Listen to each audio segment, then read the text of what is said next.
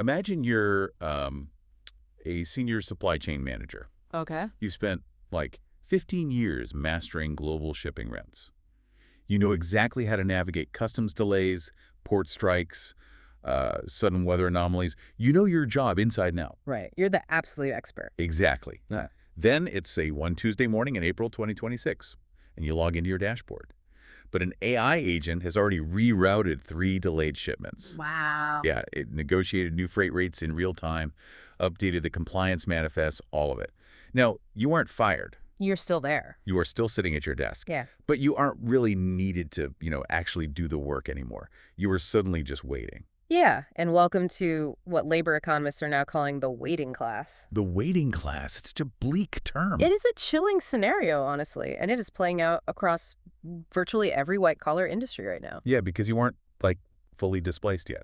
Right. You're not fired, but your traditional skills have been rendered totally obsolete by these automated systems. You're just stuck in this professional purgatory, sidelined with no clear path forward. And that exact crisis is what the documents you, our listener, send in today are trying to solve. Which is a massive stack of materials, by the way. It really is. We are looking at a huge white paper and a rollout strategy from EON Reality and EON AI Ventures. Yeah. All right, let's unpack this. Our listeners specifically asked us to dive into EON's newly unveiled 3 Doors framework. And what's fascinating here is the sheer scale of the organization behind this framework. Right. This isn't some startup that just launched last week. Not at all. EON has a massive footprint. We're talking 25 years in immersive learning, over 136 million platform downloads. That's huge. Yeah, operations in over 80 countries, something like 4,400 institutional partners.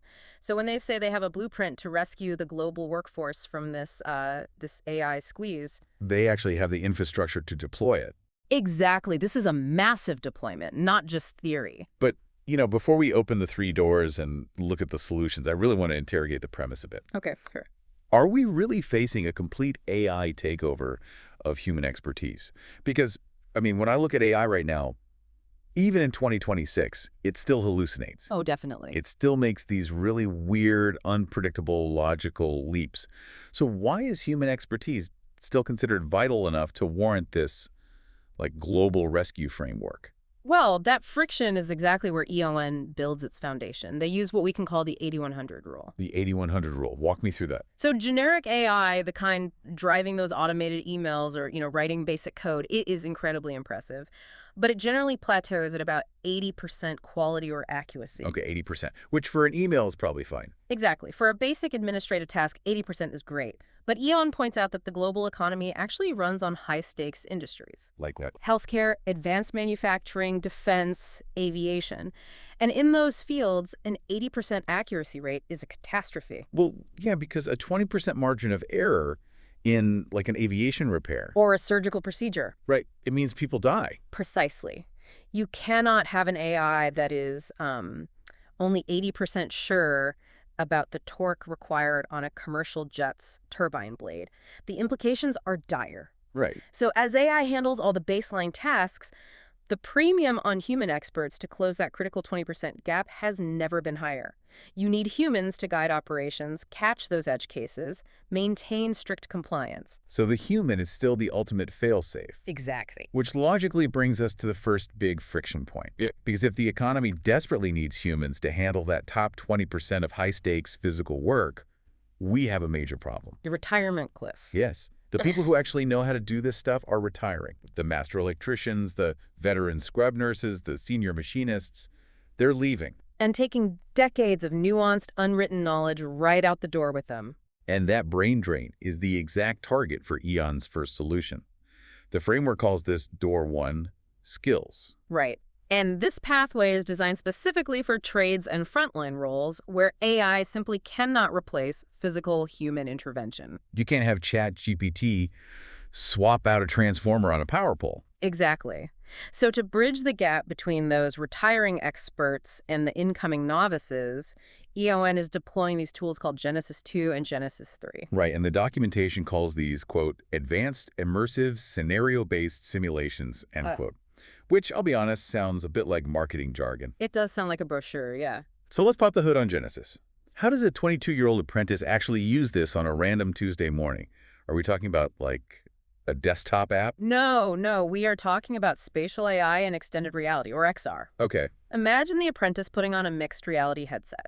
They aren't looking at a 2D manual on a screen. EON's platform actually captures the physical telemetry and the spatial movements of the retiring expert while they perform a complex task. Wait, really? Like, it tracks their body? Yes.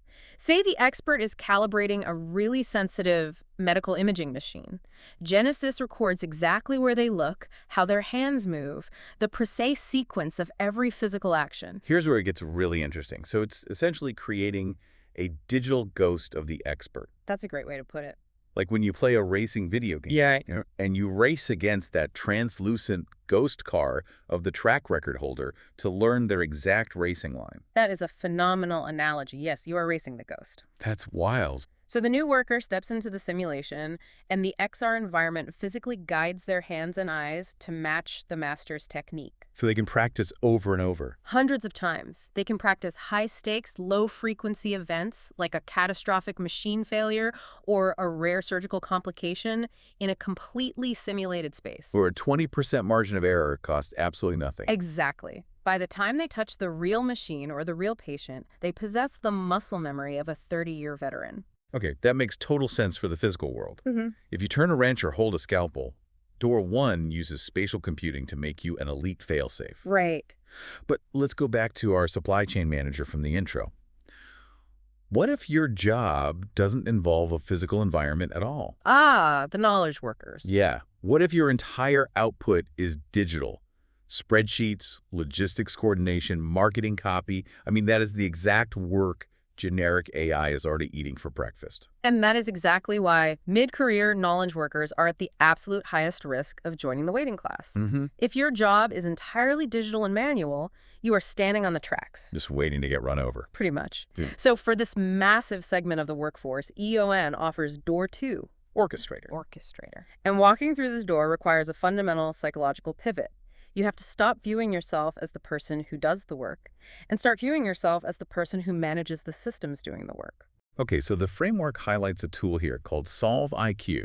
And I want to get really specific about the mechanism here because a lot of companies promise, AI management. Sure. It's a buzzword. Right. But EON says Solve IQ allows professionals to use plain language to get solutions from coordinated AI systems. Walk me through the reality of that interface. So think of it like walking into a commercial kitchen. Okay. Before Door 2, you were a line cook. You were chopping the onions, searing the steak, plating the food, manual execution. Like the grind. Exactly. Solve IQ elevates you to the role of the executive chef at the expediter station. You aren't holding a knife anymore. You're holding the tickets, looking at the entire dining room, and shouting orders to a kitchen full of automated sous chefs. And those sous chefs are the AI agents. Right. So you literally just type a plain language prompt into Solve IQ.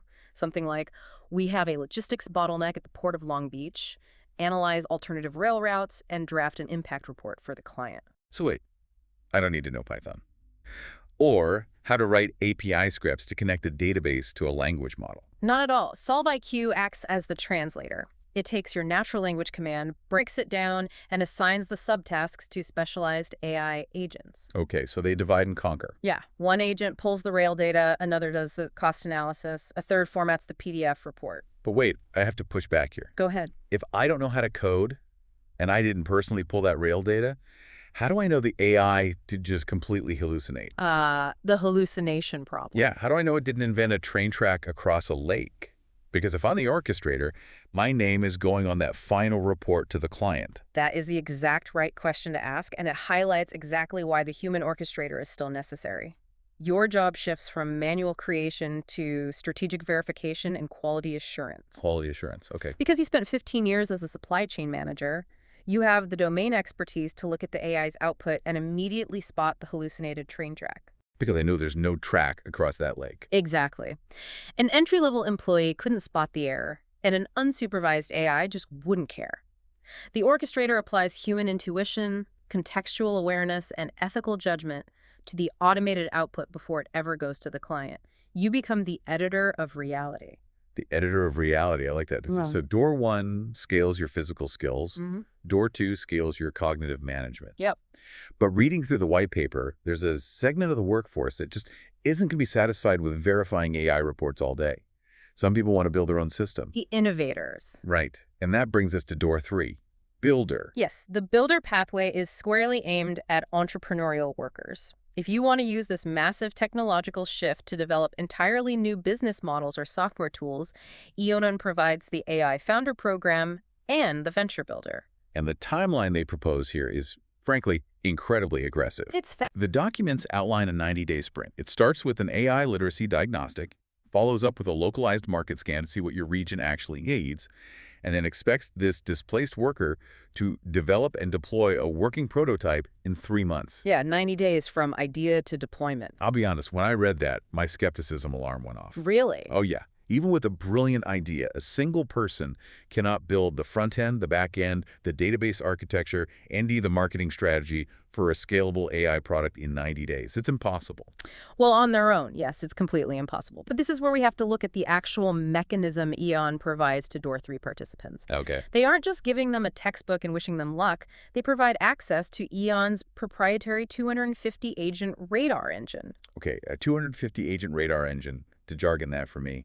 What is the human actually interacting with? It's essentially a swarm of specialized large language models. When you walk through Door 3, you aren't a solopreneur. You are suddenly the CEO of a company with 250 highly specialized digital employees. Wait, 250 distinct agents? Yes. One AI agent is explicitly trained as a senior UX designer. Another is a database architect. Another is a quality assurance tester, whose only job is to strictly try to break the code. Another is a market researcher analyzing competitor pricing. Oh, wow. So I essentially have a virtual Fortune 500 R&D department, and I just sit at the center and direct traffic. Exactly. You provide the vision, the localized market knowledge, and the ultimate decisions.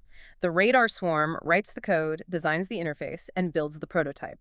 That is how you compress a 2-year development cycle into a 90-day sprint. But let's talk about the friction here. Sure. If it is this easy, if EON is just handing out armies of 250 genius digital employees, why isn't everyone who walks through door 3 instantly a billionaire? Like, what is the catch?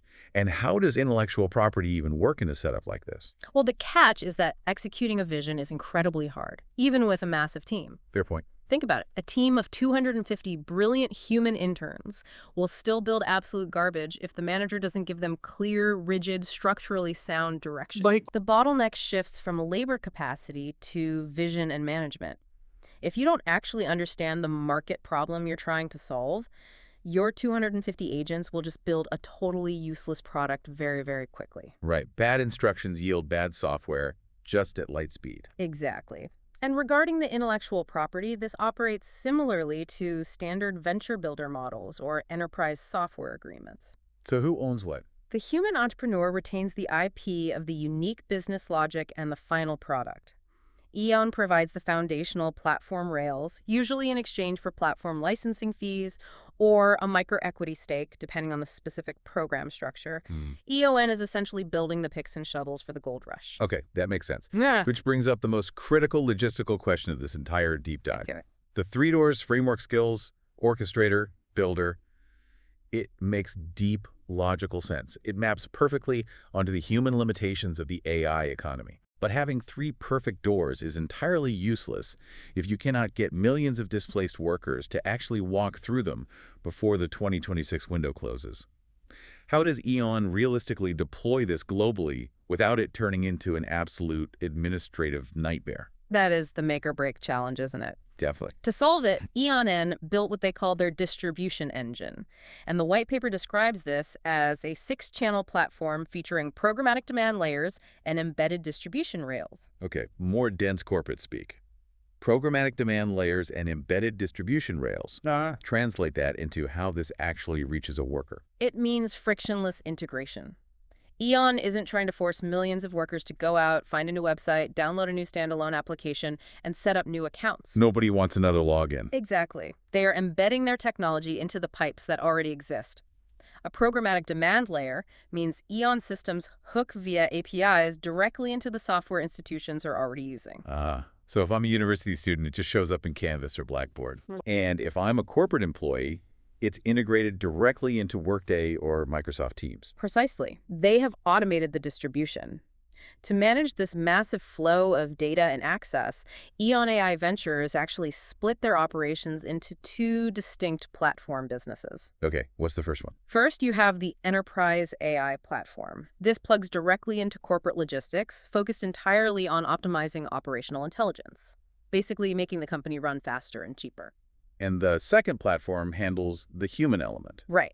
The virtual campus, sometimes referred to as the virtual compass. This site is embedded into educational and corporate training networks to deliver the actual upskilling, the simulations, and the certifications. So they're coming at it from both sides. Yeah, the enterprise platform optimizes the system, and the virtual campus prepares the humans to run that system. They are attacking the workforce crisis from the top-down corporate side and the bottom-up individual side simultaneously. Which makes perfect sense when you read the underlying philosophy of the company. Dan Lajerskar, the chairman of EON AI Ventures, has a quote in the PR materials that really serves as the thesis for this whole framework. Oh, I know the one. He says, quote, "The fourth industrial revolution is not only a technological shift, it's a workforce transformation." And if we connect this to the bigger picture, that is the exact paradigm shift the waiting class needs to understand. The tools aren't just changing. The fundamental definition of what it means to work is changing. Yeah. EON's stated goal is to ensure that as AI's capabilities expand, human capability expands right alongside it, rather than just being paved over. So what does this all mean for you, our listener? If you are sitting at your desk right now, looking at the tools, automating your daily tasks, the message from this deep dive is that you cannot afford to just wait. No, you really can't. The waiting class is a real destination, and it's a permanent dead end. But the three doors framework proves that there are mechanical, actionable ways to escape it. There's a way out. Exactly. If your field requires zero margin for error, Door 1 uses spatial computing to turn you into an elite failsafe. Right. If your digital tasks are being automated, Door 2 gives you the interface to stop doing the work and start managing the AI agents that do. And if you see a gap in the market, Door 3 hands you a swarm of 250 AI developers to build the solution yourself. The goal isn't to compete with AI, it's to wield it. It is a profoundly optimistic approach to what is otherwise a very terrifying economic transition. EON is providing a tangible architecture for survival. They really are. But as we wrap up today's deep dive, I want to leave you with one final provocative thought to mull over. It's a friction point that builds entirely on EON's vision, but it's a puzzle we haven't quite solved yet. Oh, I'm curious. Think about the Orchestrator in Door 2. We said that a veteran supply chain manager makes a great orchestrator because they have 15 years of domain expertise. They know what a hallucinated train route looks like because they used to route the trains manually. But if EON's vision is fully realized, if all the manual, routine, digital work is automated by AI, what happens to the concept of the entry-level job? Oh, wow. That is the ultimate paradox of this transition. Right. If the basic data entry, the simple coding, the routine analysis, the bottom rungs of the career ladder are entirely done by AI, how will the next generation get their foot in the door? That's a huge question. Where do the orchestrators of tomorrow get their foundational domain expertise if there are no entry-level jobs left to teach them how the industry actually works? I mean, how do you become the executive chef if you are never allowed to chop the onion? You can't.